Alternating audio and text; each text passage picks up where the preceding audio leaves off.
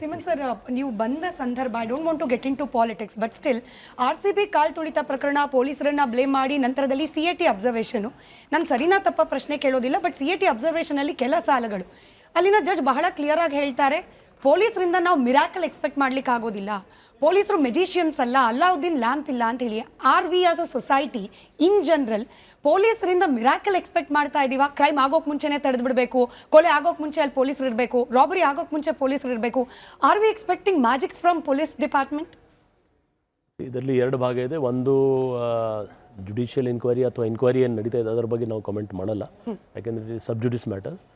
ಎರಡನೇ ಪಾರ್ಟ್ ಏನಿದೆ, police naturally they are not ಮೆರಿಷಿಯನ್ಸ್, ನಾವು ಮೆರಿಷಿಯನ್ಸ್ ಅಲ್ಲ.